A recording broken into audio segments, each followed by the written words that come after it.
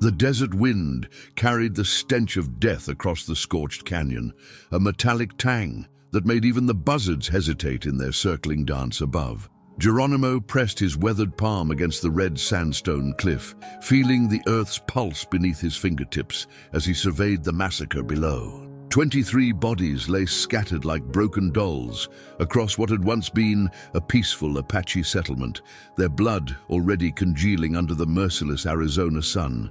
His dark eyes, hardened by 57 years of war and survival, swept across the carnage with the practiced efficiency of a man who had witnessed too many such scenes.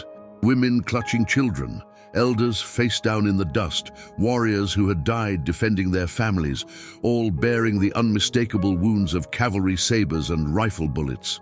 The blue uniformed soldiers had been thorough, systematic in their brutality. "Nantan," whispered Nietzsche, using the Apache word for war leader as he approached on silent feet. "The tracks lead north toward Fort Bowie. They left at dawn." The younger man's voice carried the controlled rage of someone forcing himself to remain tactical when every instinct screamed for immediate vengeance. Geronimo nodded without turning, his spiritual senses already probing deeper than what his physical eyes could reveal. Something was different about this place, something that made the very air shimmer with an energy he couldn't yet identify. The spirits were restless here, whispering in voices too faint to understand, but too persistent to ignore. As he began his descent into the village, following the ancient protocols for approaching the dead, a sound stopped him cold. So faint, it might have been the wind through broken pottery. So human it sent ice through his veins despite the desert heat.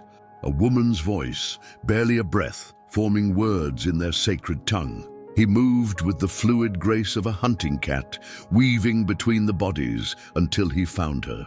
She lay partially hidden beneath the collapsed wall of a wickiup, her face turned toward the sky, lips moving in what appeared to be prayer or delirium.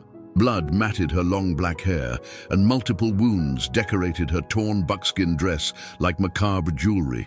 Yet her chest rose and fell with stubborn determination. Something profound shifted in Geronimo's perception as he knelt beside her. This was no ordinary survivor. The air around her seemed to pulse with the same energy that filled sacred places during vision quests. Her presence awakened something in his spirit that had been dormant since his youth, when the old shamans still walked among the people, and the boundary between the physical and spiritual worlds was gossamer thin. "Aiyana," she whispered, her dark eyes focusing on his face with startling clarity for someone so close to death. The name meant eternal blossom. In their language, and as she spoke it, Geronimo felt the desert itself seem to lean in and listen. Her hand, small and delicate but marked with the calluses of a life lived close to the earth, reached toward him. When their fingers touched, visions exploded behind his closed eyelids, images of a great darkness coming for all native peoples, of scattered tribes reuniting under a single banner, of this broken woman standing before thousands with light streaming from her wounds like liquid starfire. He had been touched by spirits before, had received visions that guided his military strategies and kept his people alive through impossible odds. But nothing had prepared him for this moment of absolute certainty. The Great Spirit had delivered this woman to him not as a casualty to mourn, but as a gift whose true value he was only beginning to comprehend. "You will not die today," he told her in Apache, his voice carrying the authority of prophecy rather than hope. As he lifted her broken body with infinite care, he felt the weight of destiny settling around them both like a sacred blanket woven from starlight and thunder. 3 days passed in the hidden canyon sanctuary, where Geronimo's band maintained their most secret camp, a place known only to eagles and the spirits that dwelt in the ancient red stone. Aiyana drifted between life and death like a leaf caught in conflicting winds, her fever breaking and returning with the rhythm of some cosmic tide that seemed to follow no earthly pattern. Lozan, The warrior woman whose gift for sensing enemies had kept their group alive through countless military campaigns, knelt beside the makeshift bed of woven grass and soft deer hide. Her scarred hands moved with surprising gentleness as she applied fresh poultices of desert sage and crushed juniper berries to Aiyana's wounds. She should have died the first night. Lozan murmured to Geronimo as he approached. The bullet wound in her side pierced clean through, and the saber cut across her ribs. Any other person would have bled out before we reached camp. Geronimo studied the unconscious woman's face, noting how the harsh lines of pain had begun to soften, how her breathing had grown deeper and more regular. But it was something else that held his attention. The way shadows seemed to bend around her, not darker, but somehow more alive, as if the very darkness recognized her as kin. "The spirits have claimed her for their own purposes," he replied. "We are merely guardians of what belongs to the sacred realm." As if summoned by his words, Aiyana's eyes snapped open with the sudden clarity of someone who had been listening from a great distance. She sat up with fluid grace, ignoring Lozan's startled protests, and turned her gaze toward the canyon entrance where nothing but empty space awaited. "They come now," she said in a voice that carried harmonics of wind through ancient canyons. 7 riders, led by a man whose heart beats with the rhythm of vengeance. They seek the ghost who walks among the Apache, the one they believe can speak to the dead. Nietzsche, who had been cleaning his rifle near the fire, froze at her words. No scouts had reported any movement, no signals had been exchanged with their sentries. "How can you possibly—" he began, but Geronimo silenced him with a raised hand. "What else do you see?" the war leader asked Aiyana, his voice carrying the reverence reserved for sacred ceremonies. She closed her eyes, and when she spoke again, her words came with the cadence of ancient prophecies. "The yellow-haired officer dreams of promotion, of returning east with your scalp as his trophy. But his dreams are hollow things, for he does not understand that some hunts consume the hunter. His men follow him not from loyalty but from fear. Fear of the darkness that spreads when the spirits of massacred innocents refuse to rest." A shout from the canyon rim confirmed her vision. Young Chato, their best scout, came scrambling down the rocky path with urgent news. "Nantan! Cavalry patrol approaching from the northwest. 7 riders just as—" He stopped abruptly, noticing Aiyana sitting upright, her dark eyes now fixed on him with an intensity that made his words die in his throat. Geronimo felt something fundamental shift in the way his warriors looked at the young woman. What had been compassion for an injured survivor was transforming into something approaching awe, tinged with the primal fear that comes when mortals encounter the truly sacred. He recognized the moment. He had experienced it himself when the shamans of his youth had revealed their deepest mysteries. "Prepare for departure," he commanded, his tactical mind already calculating routes and contingencies. "We move deeper into the sacred mountains where their horses cannot follow." But Aiyana shook her head, rising to her feet with movements that seemed to flow like water finding its natural course. "No. This is where I make my first stand against the darkness that would consume our people. This is where I begin to fulfill the purpose for which I was preserved." She looked directly at Geronimo, and in her eyes he saw the reflection of fires that had burned in the hearts of prophets since the beginning of time. "You named me correctly, Nantan. I am the eternal blossom, and from my wounds will grow the strength that our scattered people need to become one nation again." The confrontation unfolded exactly as Aiyana had foreseen, with a precision that sent chills through even Geronimo's battle-hardened warriors. Lieutenant Colonel James Mitchell rode into their canyon trap at precisely the moment she had predicted, his yellow hair gleaming beneath a sun that seemed to burn with unusual intensity. His 6 men followed in formation, their blue uniforms stark against the red sandstone walls that would soon echo with gunfire and desperate prayers. From her position on the canyon rim, Aiyana stood silhouetted against the desert sky, like some ancient spirit made flesh, Her wounds had healed with supernatural speed, leaving only thin silver scars that caught the light like ritual markings. She raised her arms toward the approaching soldiers, and her voice carried across the canyon with otherworldly resonance as she spoke in perfect English, words she claimed came from visions rather than learning. "You seek Geronimo, but you have found something far more dangerous, Mitchell. You have found the awakening of a people you thought you had broken." Her words seemed to hang in the air like visible things, charged with power that made the horses paw nervously at the canyon floor. The lieutenant colonel's face flushed with anger and something approaching fear. Intelligence reports had mentioned strange stories circulating among the Apache, tales of a ghost woman who could see through time, who spoke prophecies that came true with terrifying accuracy. He had dismissed such accounts as primitive superstition, but now, faced with her unwavering gaze and impossible knowledge, doubt crept through his military certainty like poison through water. "Show yourself, Geronimo!" Mitchell shouted, his voice cracking slightly on the war leader's name. "Face me like a man instead of hiding behind women and witches' tricks." Geronimo emerged from concealment with fluid grace, his rifle held ready but not aimed, his expression carved from stone and shadow. "I am here, soldier, but you are mistaken about who hides behind whom. I stand in the shadow of something far greater than either of us. What happened next would be recounted around Apache fires for generations to come." Aiyana began to speak in their ancient tongue, her words weaving together past, present, and future into a tapestry of revelation that left even Geronimo stunned by its scope and accuracy. She described Mitchell's childhood in Ohio, his first taste of whiskey at age 15, his secret shame at the massacre of peaceful Lakota at Wounded Knee Creek years before. But more than personal history, she revealed the threads of destiny that had drawn them all to this moment.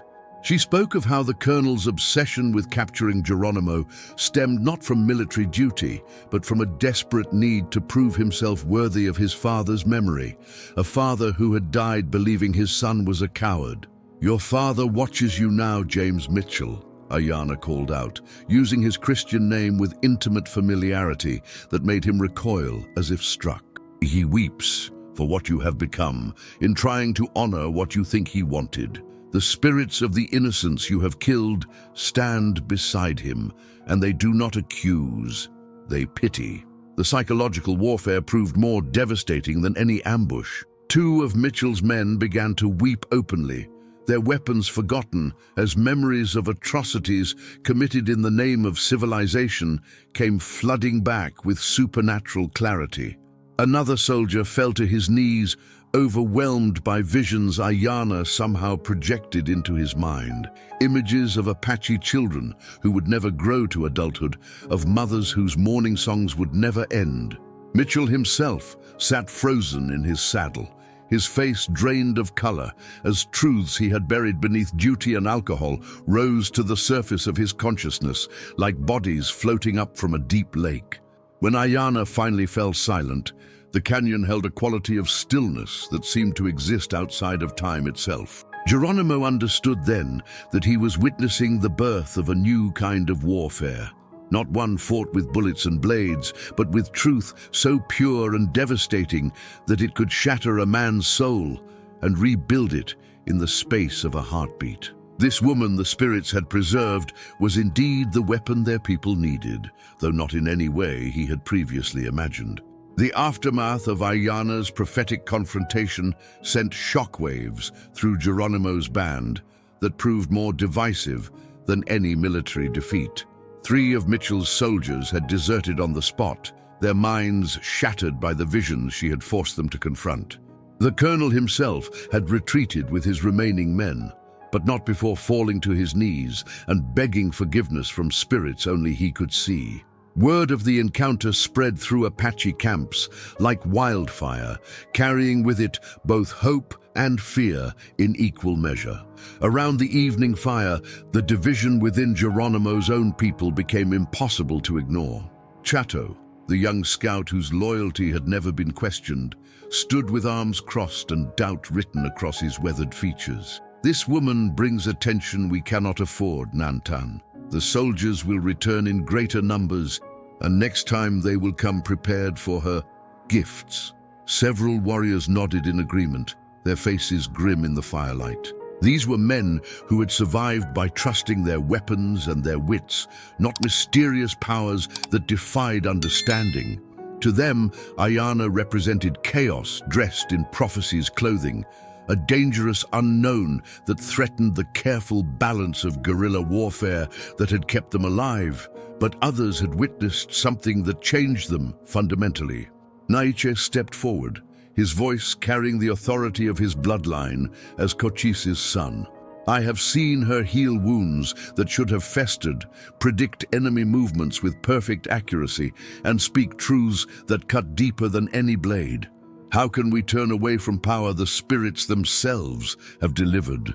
Lozan, respected by all for her warrior's courage and mystical gifts, found herself torn between worlds she had always kept carefully separated. "Her abilities are real," she admitted, her scarred hands gesturing toward where Aiyana sat in meditation beside the sacred springs. "But power without wisdom is destruction waiting to happen." She channels forces that even the old shamans approached with caution. The woman at the center of their debate remained serenely detached from their arguments, her consciousness focused on visions that played behind her closed eyelids, like scenes from some cosmic drama. When she finally opened her eyes and spoke, her words carried weight that settled over the group like heavy blankets woven from starlight and storm clouds. "You fear me because you cannot control what I represent," she said simply, her gaze moving from face to face with compassionate understanding. But control was never the point. "I'm not here to make your battles easier. I'm here to prepare you for a war that will determine whether our people survive as a nation or disappear as scattered fragments of memory." Geronimo felt the truth of her words resonate in his bones, but he also felt the dangerous fracture lines spreading through his band's unity. Some warriors looked at Aiyana with devotion approaching worship, ready to follow her into any battle, no matter how hopeless. Others regarded her with suspicion that bordered on hostility, seeing her as a threat to the traditional ways that had sustained Apache resistance for generations. "Tell us what you see, then," challenged Joaquin, an older warrior whose scars told stories of a dozen battles against overwhelming odds. "If you can truly glimpse the future, show us what awaits if we continue following your visions." Aiyana rose with fluid grace, her movements carrying an otherworldly quality that made several warriors step back involuntarily. She walked to the fire's edge and stared into the flames as if reading prophecies written in their dancing light. When she spoke, her voice carried harmonics that seemed to emerge from the canyon walls themselves. "I see a time when all native peoples will be driven onto small pieces of land called reservations, their children stolen and forced to forget their own names. I see buffalo herds numbering in millions, reduced to scattered bones, bleaching in the sun. But I also see a great awakening centuries from now, when our descendants will reclaim their heritage and teach the world what it means to live in harmony with the earth." The fire suddenly blazed higher, casting wild shadows that danced like spirits celebrating some cosmic victory. In that moment, even the skeptics felt the power that flowed through her, recognizing it as something both terrible and necessary for their people's survival. The vision came to Aiyana 3 nights before the final battle, so vivid and terrible that her screams woke every warrior in the camp. She saw herself captured, tortured, and ultimately sacrificing her life to ensure Geronimo's escape and the survival of their sacred mission. More importantly, she saw how her death would transform her from a mysterious woman into an eternal symbol that would inspire Apache resistance for generations to come. Colonel Mitchell had returned as predicted, but not with the broken spirit Geronimo had expected. Instead, the man who rode into their sacred canyon at dawn commanded nearly 200 soldiers, artillery pieces, and a grim determination that spoke of personal demons finally embraced rather than fled. His encounter with Aiyana had not destroyed him. It had forged him into something far more dangerous than a mere military officer seeking glory. She knew this would happen, Geronimo realized, as he watched the overwhelming force deploy with tactical precision that left no avenue for conventional escape. She has seen her own fate and accepts it willingly. From her position atop the highest cliff, Aiyana stood like a beacon, calling out across the desert landscape. Her buckskin dress, now decorated with sacred symbols painted in her own blood, caught the morning light and seemed to glow with inner fire. She had spent the previous night in ritual preparation, transforming herself from a woman into a living prophecy that would transcend death itself. "My people," she called out, her voice carrying impossible distances without seeming to strain. "Today we fight not just for survival, but for the soul of all native nations. Today we plant seeds that will grow into forests of resistance that no army can cut down." The battle that followed became the stuff of legend, though survivors would argue for decades about what actually happened versus what they believed they witnessed. Aiyana seemed to be everywhere at once, appearing beside wounded warriors to offer healing touches, vanishing from one cliff face only to materialize on another, her presence inspiring impossible acts of courage from fighters who should have been overwhelmed by superior numbers. For 6 hours, 24 Apache warriors held off an entire regiment through a combination of tactical brilliance and what could only be described as supernatural intervention. Bullets seemed to bend around Aiyana as she moved through the battlefield like some ancient goddess of war, her very presence disrupting enemy formations and causing weapons to malfunction at crucial moments. But the vision she had received demanded a different ending than military victory. As the sun reached its zenith, Aiyana deliberately exposed herself to enemy fire, allowing herself to be wounded and surrounded. When Mitchell's soldiers finally captured her, she offered no resistance, her dark eyes fixed on some distant horizon that only she could see. The torture that followed was witnessed by warriors hidden in the canyon's sacred caves, men who would carry the memory of her suffering to their dying days. Mitchell, driven by forces he no longer pretended to understand, demanded she renounce her visions and order Geronimo's surrender. Instead, Aiyana began to sing ancient Apache death songs that seemed to make the very stones weep with their beauty and power. As her voice grew weaker, the songs transformed into prophecies that would echo through Apache oral tradition for centuries. She spoke of great leaders yet to be born, of legal battles that would restore stolen lands, of a time when native peoples would reclaim their place as guardians of the earth. With each word, her physical form seemed to become more translucent, as if she were transforming from flesh into pure spirit before their eyes. Geronimo, watching from concealment with tears streaming down his weathered cheeks, understood that he was witnessing not an execution, but an ascension. The woman he had found dying among massacre victims was completing a transformation that had begun the moment their hands first touched. She was becoming what her name proclaimed, an eternal blossom that would bloom in the hearts of her people long after her earthly form had returned to dust. When the final bullet found its mark, Aiyana's body fell to the canyon floor, but something fundamental had changed in the very air around them. The spirits she had channeled did not depart with her death. Instead, they seemed to settle into the landscape itself, making the entire canyon a sacred place where the boundary between worlds would remain forever thin.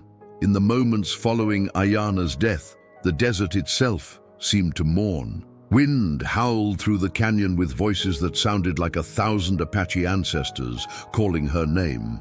And even Colonel Mitchell's hardened soldiers stepped back from her body as if approaching something too sacred to touch. The transformation Geronimo had witnessed was complete. The broken woman he had found among massacre victims had become something that transcended mortality itself. Mitchell stood over her still form, his face bearing the hollow expression of a man who had won a battle only to discover he had lost his soul. The visions she had forced him to confront during their first encounter had changed him in ways that victory could not heal. As he gave orders for his troops to withdraw, his voice carried none of the triumph that should have accompanied the elimination of such a dangerous enemy. She knew this would happen, he whispered to his aide, his eyes never leaving Aiyana's peaceful face. She orchestrated her own martyrdom, and I was fool enough to play my part in her design. Geronimo emerged from hiding as the last soldiers disappeared beyond the canyon rim, his warriors following like shadows made flesh. They gathered around Aiyana's body in a circle that felt more like a ceremony than a moment of grief. Her death had not diminished her presence. If anything, it seemed to have amplified it, filling the sacred space with energy that made the air itself seem alive with purpose. She has given us something more valuable than military victory, Geronimo spoke to his assembled band, his voice carrying the weight of prophecy. She has given us a story that will outlive empires, a spirit that will inspire our people when we are nothing but memory ourselves. The burial rituals that followed became the foundation for a new form of Apache spirituality, one that blended ancient traditions with the revelations Aiyana had brought. Her body was interred in a secret cave high in the canyon walls, but her true resting place was in the hearts and minds of every native person who would hear her story in the generations to come. Within months, tales of the spirit woman began spreading through tribes across the American Southwest. Her prophecies, passed down through oral tradition with meticulous accuracy, started coming true with unsettling precision. The great buffalo herds did disappear. Native children were indeed stolen and forced into boarding schools, and the surviving tribes were driven onto increasingly smaller reservations, just as she had foreseen. But her visions of eventual resurgence also began manifesting. Young native leaders emerged who seemed to channel her wisdom. Legal victories unfolded exactly as she had predicted, and a cultural revival began that would eventually touch every indigenous community in North America. Her story became a rallying cry that transcended tribal boundaries, uniting peoples who had been enemies for centuries under the shared banner of survival and renewal. Geronimo himself lived only 2 more years after that fateful day, but those who knew him said he was changed by his encounter with Aiyana's spirit. He spoke often of feeling her presence during his final battles, guiding his strategies and comforting his warriors. When he finally surrendered to government forces, his last words were reported to be her name, spoken with the reverence reserved for prayers. The canyon where she died became a pilgrimage site that native peoples visited in secret for decades, then openly once the old prohibitions began to crumble. Modern Apache elders claim they can still feel her presence there, especially during the summer solstice when the light falls across the canyon floor in patterns that seem almost like written words. Colonel Mitchell never recovered from their encounter. He resigned his commission within a year, spending his remaining days as a broken man who claimed to see Aiyana in his dreams, always asking the same question, "When will you learn that some spirits cannot be killed, only transformed?" He died alone in a frontier saloon, her name on his lips and tears streaming down his weathered face. But Aiyana's true victory was not in the men she had broken or the battles she had influenced. Her triumph lay in becoming exactly what Geronimo had recognized during that first mystical encounter, the eternal blossom whose spiritual fragrance would perfume the dreams of her people until the end of time itself.